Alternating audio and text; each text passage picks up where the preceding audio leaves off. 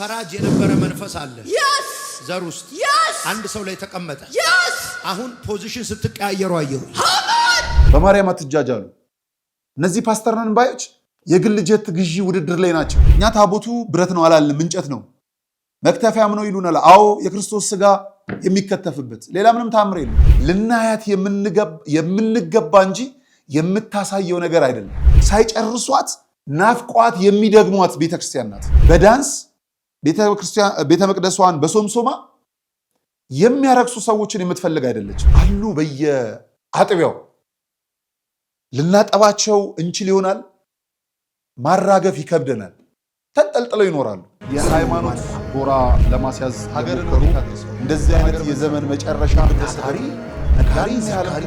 ሚዲያ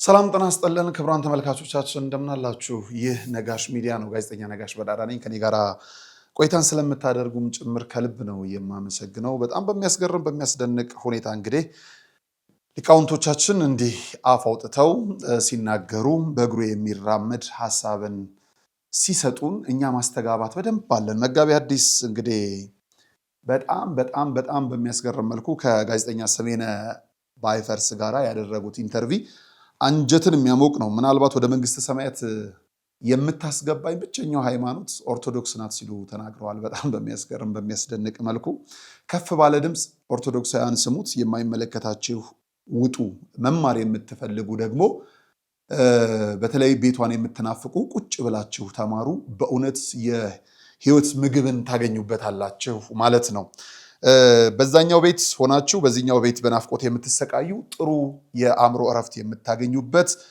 የህሊና ደስታ የምታገኙበት የዘላለማዊ ህይወት የምታገኙበትን መንገድ የሚጠቁም ሐሳብ ስለሆነ ከመጋቢ ሐዲስ እሸቱ ጋር በጣም በሚያስገርም መልኩ የነበረውን ሐሳብ ቀንጨብ አድርገን እናስማችኋለን እሱን ነው ከዛ ባለፈ ለምንድነው እሱ የተዋህዶን ቤት እንዲ ፕሮሞት የምናደርገው ብለን ስናስብ በተለይም በስመ ክርስትና በአዳራሽ ውስጥ የሚደረጉ መጥፎ ሐሳቦች ከነዋይ ብልጽግና የዘለለ አይደለም ታገኛላ አታገኝም ከሚል ትንቢት ይወጣ አይደለም አሁንማ በአዳራሽ ያሉት ነቢይነን ባይ ፓስተሮች ወደ አዳራሽ የሚመጣላቸው ሰዎች ሲያጡ በቤታቸውና ቲክቶክ በመጠቀም በዚች 3 ሰዓት ውስጥ ይሄ ይፈጸምልሃል በዚህ 16 ሰዓት ውስጥ ይሄ ይሆንልሃል በዚህ ወር ውስጥ ይሄ ይሆንልሃል እያሉ ዝም ብሎ ባዶ ተስፋ ለሞኝ ሰው የሚነገር ባዶ አዘል ንግግር መናገርን ጀምሯል እነዚህ የከሰሩ ፓስተር ነን ባዮች አንዳንዶቹ ማበጠሪያ ይዘው እንደዚሁ ጸጉራቸውን ያበጠሩ አንዳንዶቻቸው ስፖርት ቤት ገብተው እየተወጣጠሩ ነው የሚናገሩት ይሄ ህዝቤም ዕውቀት ከማጣት የተነሳ እንግዲህ እየተጃጃለው ይከተላቸዋል አሜን ይላል ምኑን አሜን እንደሚል አይታወቅም በጣም በሚያስገርም በሚያስደንቅ መልኩ ወደ ስራ እየሄድክ ነው ስራ ይባረክልህ ጥሩ ነው በጣም ጥሩ ነው መንገድ ጀምረሃል መንገድ ይጠርልህ ጥሩ ነው አትሊስት ቁጥባሃል ይበርክትልህ ሌላ ነገር ሊሆን ይችላል እቁብ ገብተሃል ቶሎ ይውጣልህ ሊሆን ቢችል ጥሩ ነበሩ የሚገናኝ ሐሳቦች ምንም የሌለን ነገር ግን ሚሊኒየም አዳራሽ ልበለው እንጂ ሚሊኒየም አዳራሽ መግባት ይቀላል እነሱ ከሚያወሩት ነገር እንዲህ አይነት የከንቱ የጅል አካሄዶች መቆም መቻል አለባቸው የትም ስለማያስገቡ ከክርስቶስ በረት እያወጧችሁ ነውና ኑ በብርሃኑ ተመላለሱ የሚለውን ጉዳይ በደንብ እንነግራ ከዛ ባለፈ ዲያቆን መምህር ዘማርያም በጣም በሚያስገርም መልኩ ለፓስተር ዮናታንና ራሱን ፓስተር ብሎ ለሚጠራው ትዝታው ጥሪ አቅርቦላቸዋል እነዚህ ቪዲዮዎች በደንብ እንመለከታለን ከዚህ በፊት ግን የሙታንሳ ማር ቅዱስ ሚካኤል አንድነት ገዳም አባቶቻችንን መልእክት እንዲሁ ሰምተን እንመለሳለን ማለት ነው መልእክቶችን ሰምተን ስንመለስ በቀጥታ ወደዚህ እንሄዳለን ከምልክቶቹ በኋላ እንመለሳለን የሃይማኖት ጎራ ለማስያዝ ሀገርን እንደዚህ አይነት የዘመን መጨረሻ ታሪ ሚዲያ ዚያነት ሰዎች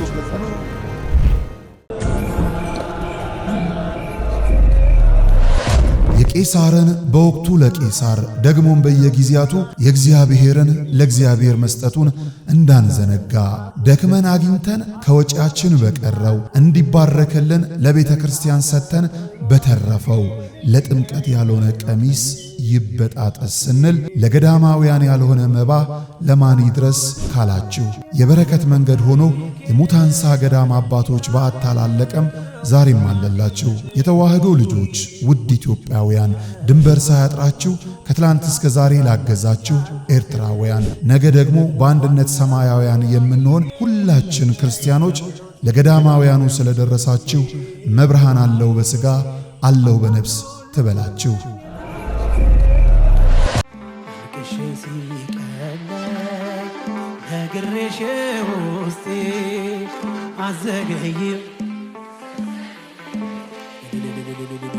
የጥር ወር ሙሽራ የካቲት አባወራ ጋብቻችሁን አስባርኩ እንዳትረሱ አደራ። በጸበሏ ተጠምቀን ከእምነቷ እንድንቀባ ከሰንበት ቅዳሴው ለመገኘት አርባ ዳራችንን እንግባ። እስከ ሰንበት ድረስ ከደጇ ቆይታ በሌላ ክብር ሥጋ ወደሙን አብልታ አጠጥታ ያልሆነላችሁ የቅዳሴ ጸበሏን ጠጥተን ወይም በአባቶች ጸሎት ለማስያዝ ላሰብን አንጎለላ ጽራሪያም ሰሚነሽ ገዳም ሰፊ ነው ደጇ እኛን ብቻ ለመሄድ ያብቃን። በዚህ ሳምንት ኑ ወደ ሰሚነሽ ኪዳነ ምሕረት ገዳም አብረን እንሂድ። የሃይማኖት ጎራ ለማስያዝ ሀገሩ እንደዚህ አይነት የዘመን መጨረሻ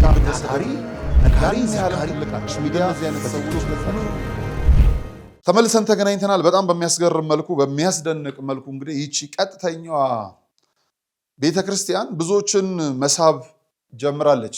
የዘማሪት ውብዓለም ከድር ታሪክ እንኳን ቀላል አይደለም። ብዙዎች በዛ ቤት ሆነው ነፃነታቸውን ለማወጅ አልፎ ተርፎም ደግሞ ወደ ቅድስት ቤተክርስቲያን ለመመለስ እየተደረደሩበት ያለው መንገድ ቀላል አይደለም። እንዲህ ደግሞ እንደ መጋቢ ሐዲስ እሸቱ አይነቱ ሊቃውንት ሲናገሩ አፋችንን ከፍተን ጆሮአችንን አሹለን ሁሉ መስማት መቻል አለብን። ወደ ውስጥ እንዲገባ ከክርስቶስ ጋር የሚያገናኝ ድልድይ የሆኑ ከቅዱስ መጽሐፉ የወጡ ሐሳቡን ስለሚናገሩ ሌላ ምንም ነገር የላቸውም፣ ሌላ አጀንዳ የላቸውም። በጣም በሚያስገርም መልኩ በቀጥታ ከመንግስተ ሰማያት ልገባ የምችልባት እምነት ብትኖር ተዋህዶ ናት ብለዋል። እስቲ እንስማቸው በደንብ። ከኦርቶዶክስ ተዋህዶ ቤተክርስቲያን ውጭ መጽደቂያ መንገድ አለ ብዬ አላምንም። ብቸኛ ገነት የምገባባት ብዬ ሙጥኝ አድርጌ ያስኳት ኦርቶዶክሳዊ ተዋህዶ ቤተክርስቲያን ናት። ኦርቶዶክሳዊ ተዋህዶ ቤተክርስቲያን ደግሞ ዳቦን ከነመሶቡ፣ ደመናውን ከነዝናቡ፣ ንጉሱን ከነሰራዊቱ፣ ዛፉን ከነቅርንጫፉ፣ አምላኪና ተመላኪ፣ ሰጭና ተቀባይ፣ ንጉስና ወታደር ሳይምታታባት ጠንቅቃ የኖረች ቤተክርስቲያን ናት። አሁንም ይሄን ምናልባት እንደው ተባራሪ ጽሑፍ እያዩ ተባራሪ ወሬ እየሰሙ ቤተክርስቲያን እንዴት ትላለች እንደዛ ትላለች የሚሉ ሰዎች ካሉ እነሱ አያገባኝም። እኔ የምናገረው ያመንኩትን ያወቅኩትን የጠነቀቅኩትን ነው። ከእምነት ወደ እምነት የሚሄዱ ሰዎች ለምሳሌ አንተ ምሳሌ ኢየሱስ ክርስቶስ አንድ አካል አንድ ባህሪ ብለን ነው የምናምነው እኛ። አንድ ከኦርቶዶክስ ተዋህዶ ቤተክርስቲያን የወጣ ሰው ነው ሲከራከሩ ክርስቶስ ሁለት ባህሪ ነው ብሎ ይናገራል። እሱ የገባበት እምነት እንደዛ ብሎ አያምንም እኮ። እምነቱን የገባበትን እምነት እንኳን ስራዬ ብሎ አያምንም። እዚህ ሀገር ምን አልታዘብክም? አንዳንድ ጊዜ ከአንዱ ፓርቲ ወደ አንዱ ፓርቲ የሚሄዱ ሰዎች የሄዱበትን ፓርቲ ከማገልገል ይልቅ የወጡበትን ፓርቲ ማንቋሸሽ፣ ይሄ የተስፋ መቁረጥና የመወዳደር ስሜቱ ሙቶበታል ማለት ነው። አንተ ለምሳሌ ኦርቶዶክስ ተዋህዶ ሃይማኖት አይሆነኝም በቃ ይሄኛው አያድነኝም ብለህ ፕሮቴስታንት መሆን ትችላለህ፣ ሙስሊም መሆን ትችላለህ። እዛ እጂ ማገልገል ነው። እዛ ሄደህ የሄድክበትን ዓላማ ማሳካት እንጂ እዛ ሄደህ የወጣህበትን መሳደብ እኔ እንደው ስድቡ ሲፈለቀቅ ውስጡ ለምን ወጣው ምን አቀበጠኝ ለምን አርፌ ያለቀመጥም ነበር የሚል እሽጉን ስቀድ ቁጭት ነው የሚታየኝ። እኔ ከእስልምናማ አንተ ወደ እስልምናም ገብተህ ከሆነ ቁርአኑ ምን እንደሚል እዛው ማጥናት ነው እንጂ ያለብህ እስልምናውን መሽገህ ክርስትናውን ማጥቃት፣ ክርስትናውስ መሽገህ እስልምናውን ማጥቃት ልክ አይደለም። አንደኛ። ሁለተኛ ከኦርቶዶክስ ተዋህዶ ቤተክርስቲያን ወጥተህ ሌላ እምነት ስትገባ የገባህበትን እምነት ስልጠና አይሰጥም ወይ? ኢየሱስ ክርስቶስ እያስተማረ እኮ ሐዲስ ኪዳን እኮ 3 ዓመት ከ3 ወር ነው እኮ የፈጀው ትምህርቱ። ሐዋርያት ክርስቶስ እያስተማረ ሐዋርያት እየተማሩ ለዛውም የክርስቶስ ትምህርት በቃልም በተግባርም የታገዘ እኔ ሕይወት እንጀራ ነኝ ብሎ እንጀራ እያበረከተ፣ እኔ ዓለም ብርሃን ነኝ ብሎ አይን እያበራ፣ እኔ ትንሣኤና ሕይወት ነኝ ብሎ ሙት እያስነሳ እዛው እያሳየ በተግባር እንኳን ቃሉን በተግባር እያሳየ እንኳን በቃልና በተግባር የታገዘ ትምህርት እየሰጠ 3 ዓመት ነው የፈጀው። ዛሬ ከአንዱ እምነት ወደ አንድ እምነት የሚሄዱ ሰዎች እዚህ ያለውን እምነት በመሳደብ እልህኝነት ለድህነት ከምንጨነቀው ይልቅ ድህነቱ አስጨንቆናል። በአሁኑ ጊዜ ድህነት በጣም መቼም እኔ ከዚህ ቤት እንደተናገርኩት የዚህ ሀገር ችግር በሁለት ባልና ሚስቶች የተፈጠረ ነው ብዬ ነው የማስበው። አቶ ድህነትና ወይዘሮ መሀይምነት ተጋብተው የወለዱት ችግር ነው ብዬ ነው የማስበው። የኛ ሀገር ችግር ቲክቶክ ላይ ብትለው ዩቲዩብ ላይ ብትለው በሌሎች ሚዲያዎች ላይ የዚህ ሁሉ ችግራችን መነሻና መድረሻ ማዕከሉ ድህነታችን ነው። እኔ አሁን በቀደም ስንወያይ ፈረንጆቹ ይሄን እልሃቸውን እውነቱን እርግፍ አድርገው የሃይማኖትን ጉዳይ እርግፍ አድርገው ተተውታል። ዛሬ ታውቃለህ ክርስትና አውሮፓ የገጠመው መከራ ዛሬ በምዕራቡ ዓለም ክርስትና ሙቶ ተቀብሯል። እውነቱን ለመናገር እነሱ በሂውማኒቲ ተከተውታል፣ በሌላ ነገር ተከተውታል። ክርስትና ሙቷል። አፍሪካ ውስጥ ግን ዛሬ እንደ አዲስ እያገረሸ ስለሆነ ክርስትናውን በክርስትና ከመዳን ይልቅ በክርስትና መተዳደን፣ ማደን፣ ሌላውን ማደን፣ ማጥቃት፣ ማዋረድ፣ ማሳፈር አንዱ እምነት ውስጥ ሌላውን እምነት መሳደብ ይሄ በእውነት እንደ ሰው ነውር ነው፣ እንደ ሕግ ወንጀል ነው፣ እንደ ሃይማኖት ኃጢአት ነው። ምንም የምለው ነገር የለም። እልፍ እላለሁ። ለምንድን ነው ይሄንን ያሉት ብለን ስናስብ በዛኛው ቤት ያለው ይሄ ስለሆነ ይሄንን ተመልከቱልኝ፣ ስሙ። በዘሮችሽ መካከል አሜን ካላባ ሲቀባበል ያየው ፈራጅ የነበረ መንፈስ አለ ዘር ውስጥ አንድ ሰው ላይ ተቀመጠ። አሁን ፖዚሽን ስትቀያየሩ አየሁ። እግዚአብሔር አንቺን ፈራጅ አረኩሻል። አንቺን አረኩሻል እንድትነቂ፣ እንድትተኪ፣ እንድታፈርሺ፣ እንድትገነቢ ሾምኩሻል። ይሁን አለ። በቃ ከዚህ የዘለለ ስላልሆነ ነው። እግዚአብሔር ቦታ አያልቅበትም። ቦታ የሚያቀያይረው ምናልባት ለድልድል የሚያስብ ምድራዊ ሹም አይደለም። ባጠፋው ልክ ቅጣቱ ይዘጋጅለታል። በታሰበለት ልክ የራሱ ይሰጠዋል። የማንንም እንጀራ ማንንም አይበላም። ጥንቆላም አይደለም። ሰው የማይግባባበትን ቋንቋም እግዚአብሔር አልሰጠንም። ራሳቸው እነዚህ ሁለቱ ሰዎች ይሄን በዚህ ቋንቋ አይግባቡ፣ እግዚአብሔር በሚያውቀው አይግባቡ። ምናልባት መናፍስቱን ዓለም ስለማናቀው በመናፍስቱ ዓለም ከሄዱ አላውቅም፣ ያ ሊሆን ይችላል። ከዛ ውጪ ግን ምንም የማውቀው ነገር የለም። በጣም በሚያስገርም መልኩ ግድ የላችሁም ከውጭ ያላችሁ ኑ ግቡ። በምድር ተስፋ ራሳችሁን አሟጣችሁ አትግደሉ።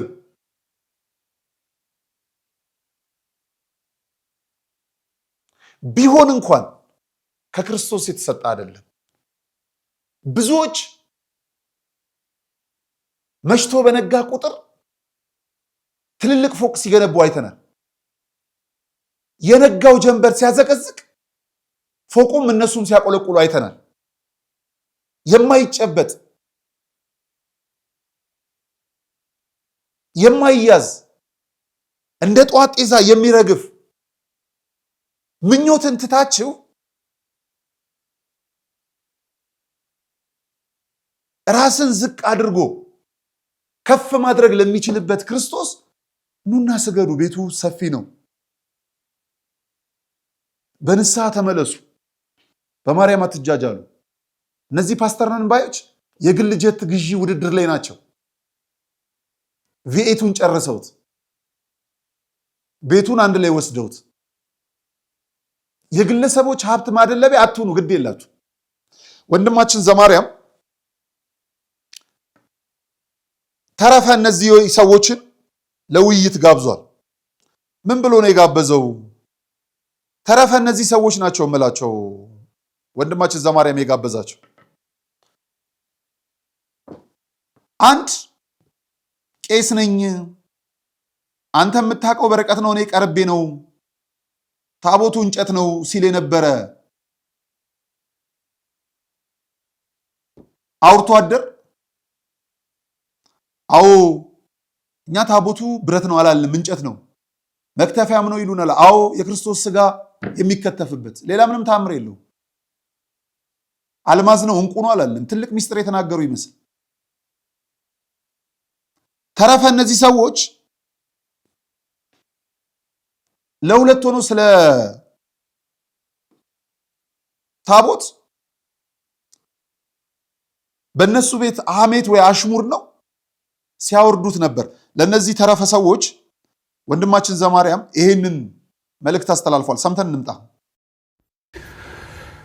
በስመ አብ ወወልድ ወመንፈስ ቅዱስ አሐዱ አምላክ አሜን። በስመ ሥላሴ እንደምን አላችሁ? የእግዚአብሔር ቤተሰቦች፣ የድንግል ማርያም ወዳጆች እንኳን ለብርሃነ ጥምቀቱ በሰላምና በጤና አደረሰን አደረሳችሁ።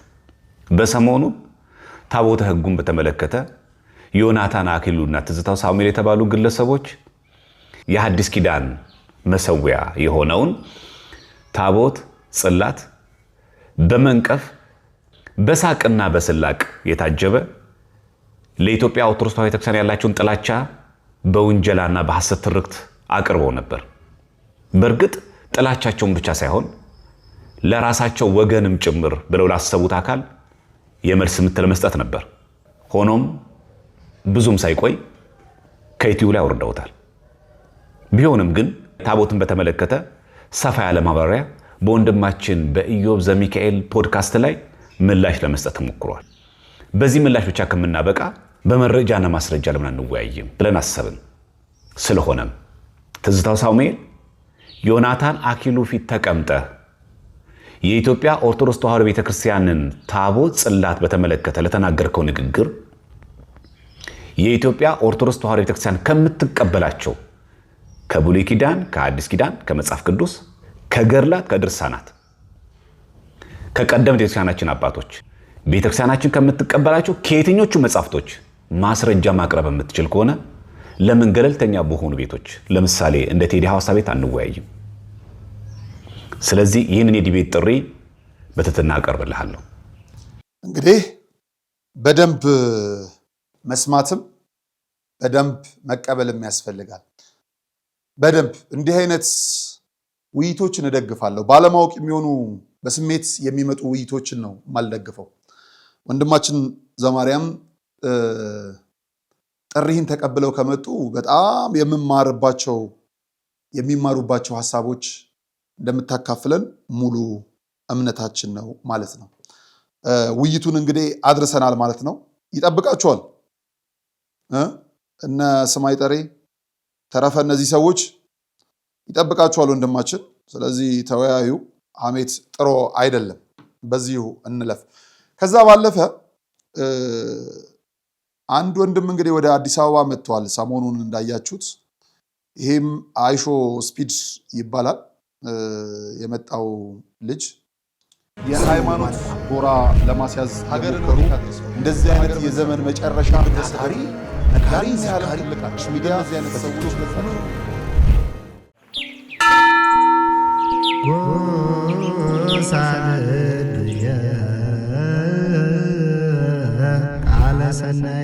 የምስራች ለተዋህዶ ልጆች ቅዱሱ ጽዋ ከተሰወረበት መልአኩ ቅዱስ ዑራኤል በተገለጠበት ኑ ወደ እመጓ እንጓዝ ጸበል ለመጠጣት። በጸበሉ ክፉ መናፍስት መውጫ አጥቶ ሲቀረቀር በገዳሙ አይተናል። ጎባጣው ቀንቶ ሽባው ሲተረተር የታሪክ ከርስ የተዋህዶ ቅርስ ምስጢረኛ ዋሻ ማማ ምድር መንዝ ማኅበረ እመጓ መንፈሳዊ የጉዞ ማኅበር ፍጹም ክርስቲያናዊ መስተንግዶን አስቀድሞ አማኙን ከገዳሙ አሳልሞ ይመልሳል። በዚህ ማኅበር ሲጓዙ ወዲህ የገዳሙን ልማት ይደግፋሉ። አለፍ ሲልም የጉዞውን ፈቃድ ስለተሰጠው በፍጹም አይስጉ። ለበለጠ መረጃ በ0912 10 51 55 ወይም በ0977 81 77 77 ማኅበረ እመጓ ብለው ይደውሉ።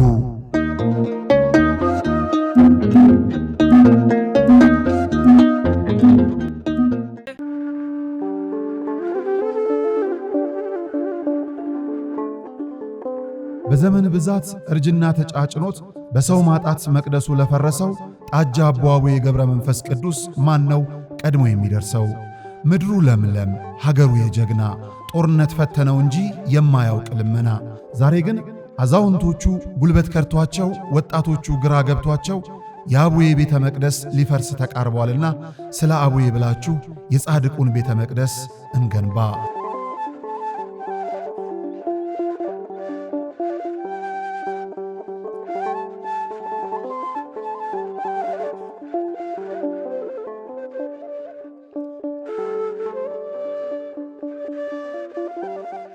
የሃይማኖት ጎራ ለማስያዝ የሞከሩ እንደዚህ አይነት የዘመን መጨረሻ ታሪ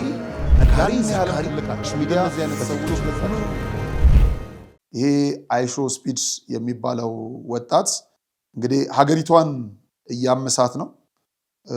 በማስተዋወቅ በኩል ጥሩ ስራ እየሰራ እንደሆነ በመንግስት አካባቢ ያሉ ሰዎች እንዲሁ ጥሩ መግለጫን እየሰጡ ነው። ወጣት በዘመኑ የሚገጥመውን ወይም ያለውን እድል ሲጠቀም በጣም ደስ ይላል። ምንም ጥርጥር የለው። የተለፋበት ዝና ነው። ዝናው የት ያደርሳል? ያው ባለቤቱ ያውቀዋል። በዚህ ሂደት ውስጥ ግን ወደ ቅድስት ሀገር ኢትዮጵያ መጥቶ ቅድስት ቤተክርስቲያንም ገብቶ በቤተክርስቲያን ውስጥ ያሉ አባቶች ስህተት ምክንያት የተሰራው ጉዳይ እንደው እንደ ቀላል ማለፍ ያለብን ጉዳይ ነው ብዬ አላስብም። ትላንትና ተናግረነዋል። እንዲህ አይነት ነገር መለመድ መቻል የለባቸው። በእርግጥ ቤተክርስቲያን ዛሬ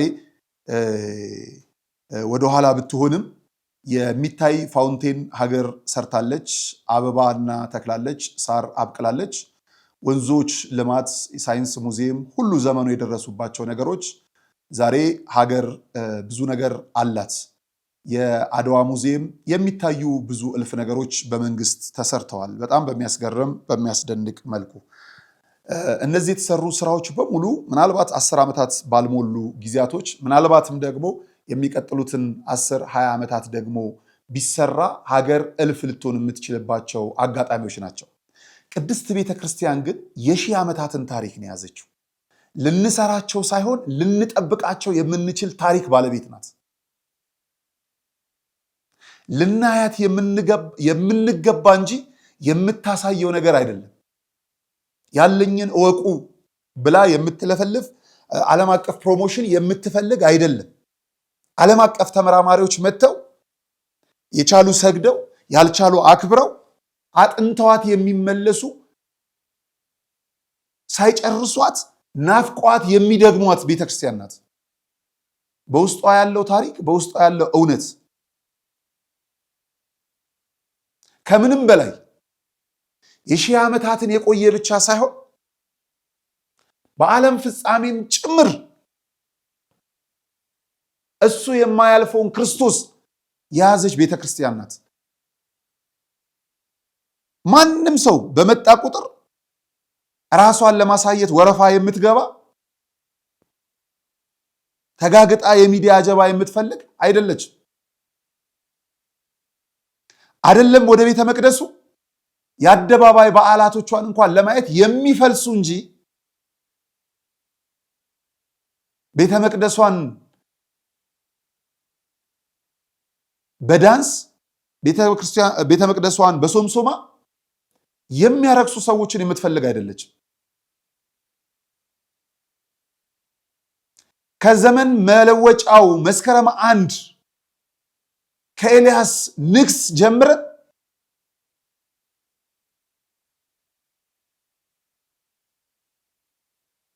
መስከረም 16 ደመራውን ብናነሳ መስከረም 21 ላይ ግማደ መስቀሉን ብናየው ሌላው ይቅር በየወሩ ዓመታዊ በዓላትን በማህሌት ብንመለከተው እሱ የውስጥ ነው። ወረድ ብለን ብንመጣ ጥምቀቱን ብናስበው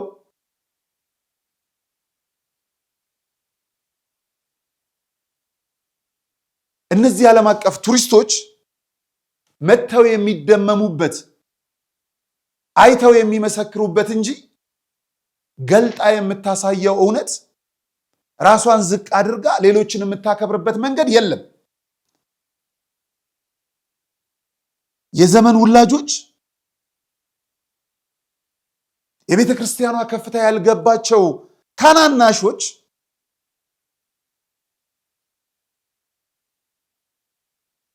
አሉ። በየአጥቢያው ልናጠባቸው እንችል ይሆናል፣ ማራገፍ ይከብደናል።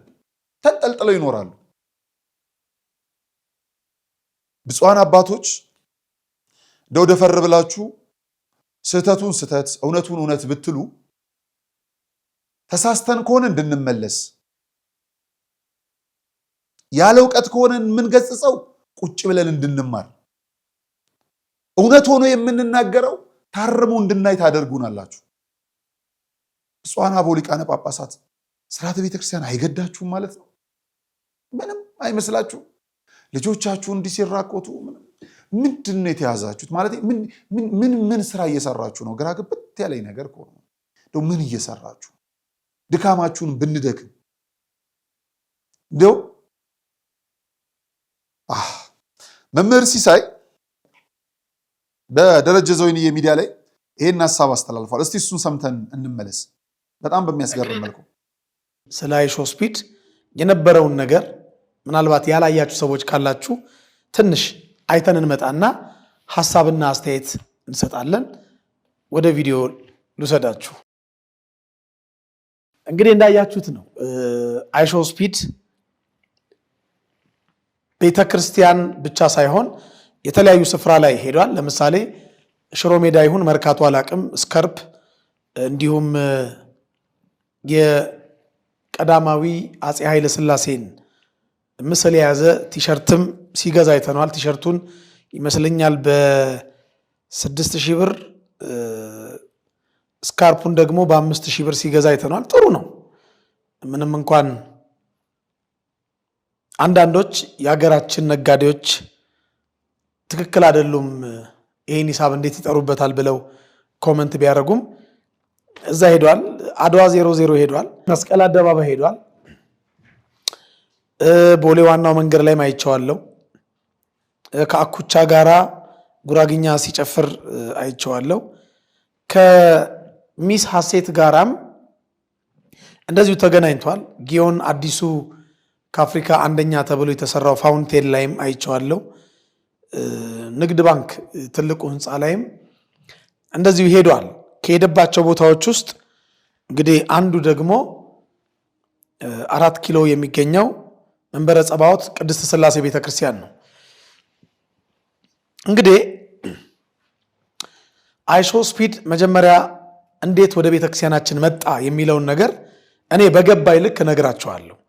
ቤተክርስቲያን ጋብዛው ወይ ለቤተክርስቲያን ካለው ትልቅ አስተዋጽኦ ወይም ለቤተክርስቲያናችን ካደረገው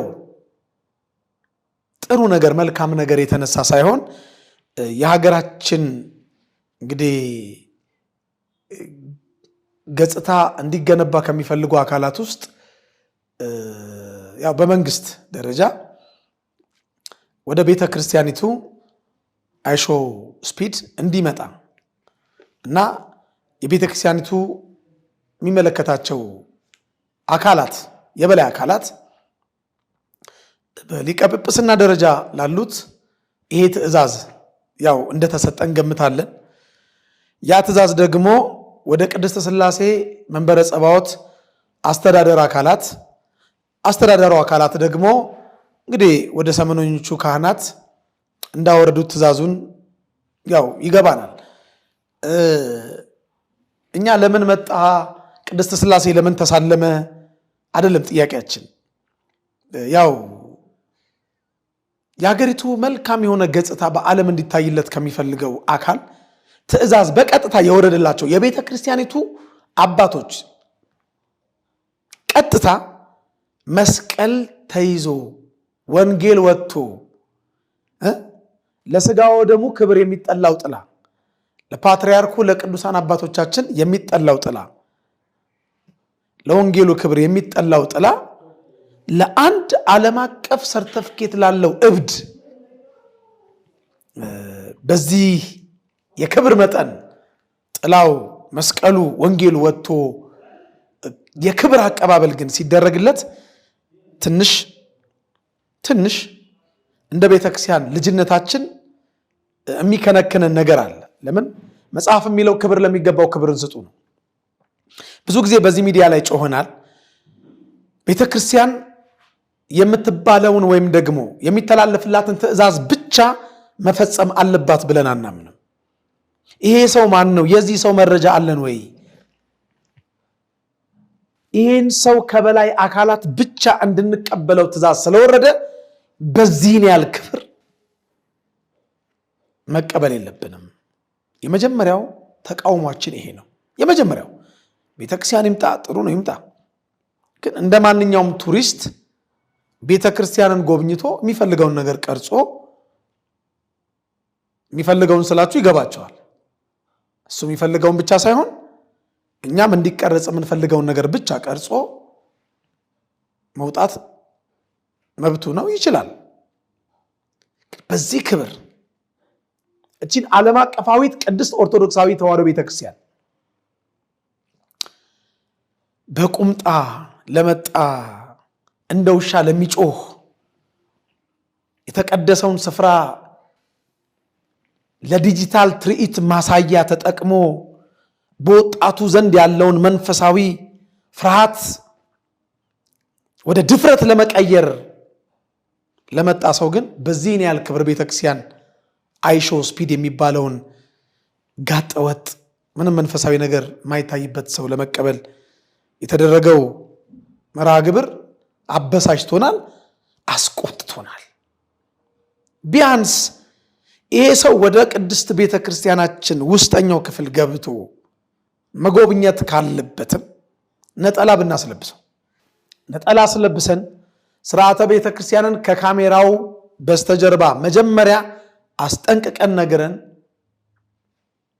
ብናስገባው ምንም አይደለም። ስናስገባው ግን አሁንም በጣም ኮት እንዲደረግልኝ በጣም በትምህርተ ጥቅስ ውስጥ እንደ ትልቅ መልእክት እንድታዳምጡልኝ የምፈልገው መልእክት ምንድን ነው?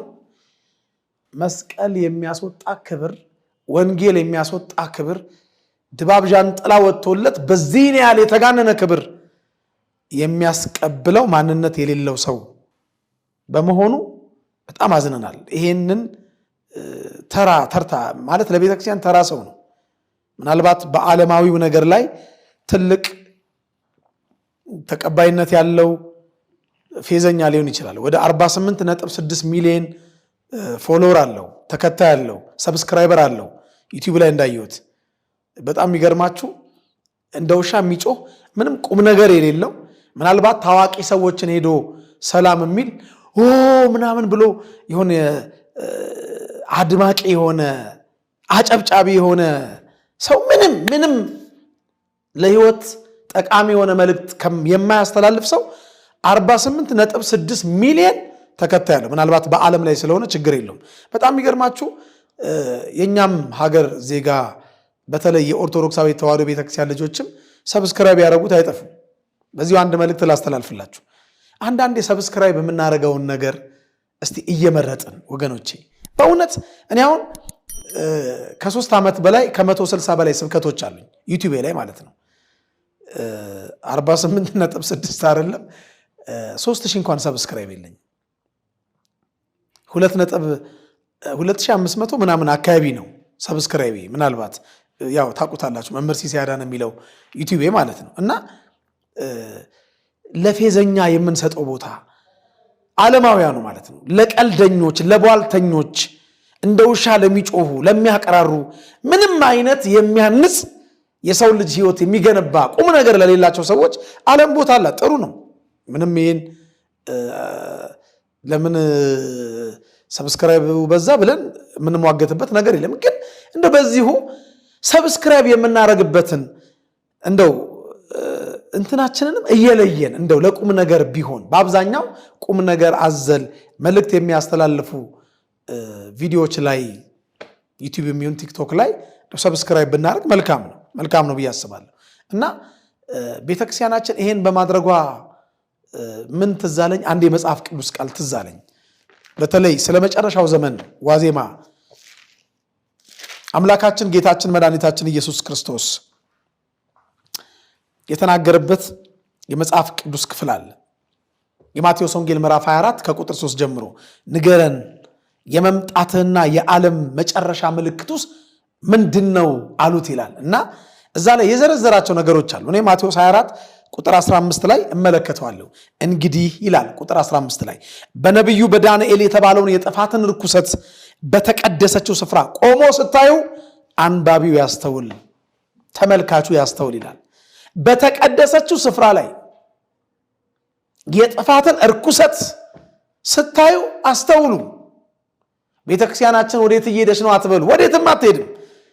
ቤተክርስቲያናችንን የሚመሩት ግን ሰዎች ከጀርባቸው ጫና አለባቸው። እነሱ የፈለጉትን እንዲፈጽሙላቸው ለራሳቸው ዓላማ የሾሟቸው ቤተክርስቲያናችን ውስጥ የተሰገሰጉ በሊቀ ጵጵስና ደረጃ አሉ። እነዚህ ሰዎች ነገ ምፈራው እንግዲህ ሸራተን አዲስ ለፈረንጆቹ አዲስ ዓመት ዋዜማ የዘፈን ኮንሰርት የሚያቀርቡትንም ቤተ መቅደሳቸው አስገብታቸው አስጎብኟቸው የሚል መልእክት ተላልፎላቸው እነሱንም ከነ ሙዚቃ መሳሪያቸው ቤተ መቅደሶቻችን ውስጥ እንዳያስገቡ ፍርሃት አለኝ። ለምን የተባሉትን በሙሉ ፈጽሙ ነው የሚሉት። በቃ አድርጉ ነው። ለዚህ ነው ቤተ ክርስቲያናችን ውስጥ የተሾሙት አዳዲሶቹ ሹመኞች ለነማን ጥቅም እንደተሾሙ ሁልጊዜ ስንጮ የነበረው ማለት ነው። ከመሾማቸው በፊት ማለት ነው። በጠቅላይ ቤተ ክህነት ስራ አስኪያጅነትም ይሁን በጠቅላይ ቤተ ክህነት በቅዱስ ሲኖዶስም ዙሪያ የተሾሙት ሰዎች ታውቋቸዋላችሁ። እነዚህ ሰዎች የተሾሙት የነማንን ሐሳብና የነማንን ዓላማ ለማስፈጸም እንደተሾሙ እኛ የሚገባን እውነት አለ። ሳይሾሙ በፊት እነማን እንደሚሾሙ ለምን ዓላማ እንደሚሾሙ አስቀድመን ነግረናቸዋል። እዚሁ ሚዲያ ላይ ማለት ነው። አስቀድመን ነግረናቸዋል። ነብይ ሆነን አይደለም እየተሴረብን ያለውን እየተደረገብን ያለውን ነገር ስለምናቅ ማለት ነው። እታች ያሉት ካህናት እታች ያሉት አለቆችን ተዋቸው። እነሱ ትእዛዝ አስፈጻሚዎች ናቸው። ከላይ የሚያዙ አሉ ባላስኬማዎቹን የሚያዟቸው ደግሞ አሉ። ለሀገር ግንባታ ገጽታ እንዲያደርጉ እንደዛ አድርጉ እየተባሉ የሚያደርጉ አሉ። እኔ መፈራው ጋንጩሩንም በአካል ቢያገኙት እና ጋንጩሩንም አስገቡት ቤተ መቅደስ። በእርግጥ እሱ አይገባም፣ የቤተ መቅደሱን ኃይል ስለሚያውቅ እሱ አይገባም እንጂ ነገ እሱንም ሊያስገቡት ቢፈልጉም ይከለክላቸው ማንም የለም። ሾርት ሚሞሪ ያኑን ወገኖቼ። ቅድስት ሥላሴ ቤተክርስቲያን ታድሶ ሲያልቅ ምንጣፉ የተነጠፈበት እየረገጣችሁ የምትገቡት ምን እንደሆነ አልነገርናችሁ? መስቀል እየረገጣችሁ እንደምትገቡ አልነገርናችሁ? እኔ ምን አይነት አዚም እንደተደረገብን አላውቅም። እኔ ሁላችሁ ሕያው እግዚአብሔር ምስክሬ ነው። በ4 ኪሎ በኩል ሳልፍ ቅድስት ሥላሴን ሳልሳለም ነው ማለፍ። አልሳለም። ብዙ ከኦርቶዶክሳዊ ተዋሕዶ ቤተክርስቲያን ስርዓት ውጭ የሆነ ነገር እዛ ቤተ መቅደስ ላይ የተደረገም ነገር እንዳለ ስለማቅ ማለት ነው። ሐውልቶቹ የመላእክቶቹ ሐውልቶች የኛ አይደሉም፣ የቤተክርስቲያናችን ስርዓት አይደሉም። እና መንበረ ጸባዖት ቅድስት ሥላሴ ቤተክርስቲያን የሚመጡት ሰዎች ሁሉ በእነማን እንደሚመጡ እናውቃለን። ከዚህ በፊት የሆነውን ነገር ታውቃላችሁ። ለሚሊኒየም ወደኋላ አልመልሳችሁም። ለማንኛውም ይሄ ሰው እንግዲህ ቅድስት ቤተክርስቲያናችን ውስጥ ገብቶ ዱብ ብሏል። እኛ ለማውራት እንኳን የምንፈራባትን ስንጠራራ እንኳን ተባብለን የምንጠራራባትን ቤተ መቅደስ እንደ ውሻ ጮህባት ሄዷል፣ ሮጦባት ሄዷል። ቤተ መቅደሳችን ከጥንት ጀምሮ ከፍ ያለ የክብር ዙፋን እንደሆነ የእግዚአብሔር ቃል ይነግረናል። ቃሉን ያሰማልን መምህራችን። ይሄው ነው። ሌላ ምንም መናገር የምችላቸው ነገሮች የሉ። በጣም በሚያስገርም መልኩ እንግዲህ በህብረት እያበድን ነው። በህብረት ምሕረት ይላክልን። ሰላም እግዚአብሔር ከሁላችን ጋር ይሁን። መልካም ጊዜ። የሃይማኖት ጎራ ለማስያዝ ሀገርን እንደዚህ አይነት የዘመን መጨረሻ ታሪ ነጋሪ ያለ ልቃች ሚዲያ እዚህ አይነት ሰዎች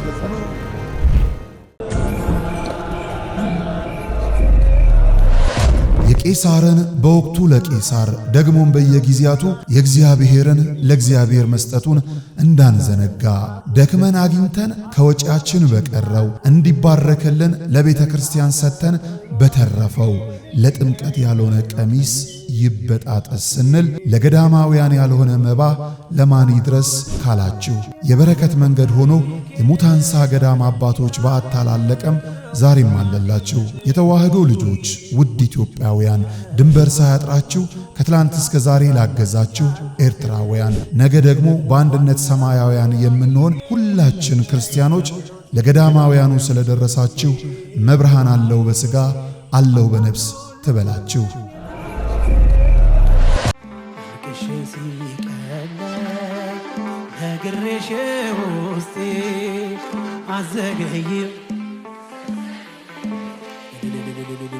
የጥር ወር ሙሽራ የካቲት አባወራ ጋብቻችሁን አስባርኩ እንዳትረሱ አደራ። በጸበሏ ተጠምቀን ከእምነቷ እንድንቀባ ከሰንበት ቅዳሴው ለመገኘት አርባ ዳራችንን እንግባ። እስከ ሰንበት ድረስ ከደጇ ቆይታ በሌላ ክብር ስጋ ወደሙን አብልታ አጠጥታ ያልሆነላችሁ የቅዳሴ ጸበሏን ጠጥተን ወይም በአባቶች ጸሎት ለማስያዝ ላሰብን አንጎለላ ጽራሪያም ሰሚነሽ ገዳም ሰፊ ነው ደጇ እኛን ብቻ ለመሄድ ያብቃን። በዚህ ሳምንት ኑ ወደ ሰሚነሽ ኪዳነ ምሕረት ገዳም አብረን እንሂድ።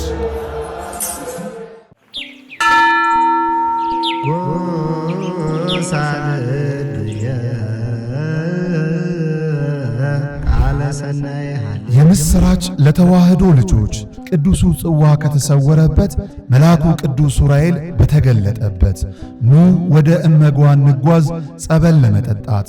በጸበሉ ክፉ መናፍስት መውጫ አጥቶ ሲቀረቀር በገዳሙ አይተናል። ጎባጣው ቀንቶ ሽባው ሲተረተር የታሪክ ከርስ የተዋህዶ ቅርስ ሚስጥረኛ ዋሻ ማማ ምድር መንዝ ማህበረ እመጓ መንፈሳዊ የጉዞ ማህበር ፍጹም ክርስቲያናዊ መስተንግዶን አስቀድሞ አማኙን ከገዳሙ አሳልሞ ይመልሳል። በዚህ ማህበር ሲጓዙ ወዲህ የገዳሙን ልማት ይደግፋሉ። አለፍ ሲልም የጉዞውን ፈቃድ ስለተሰጠው በፍጹም አይስጉ። ለበለጠ መረጃ በ0912 10 51 55 ወይም በ0977 81 77 77 ማህበረ እመጓ ብለው ይደውሉ።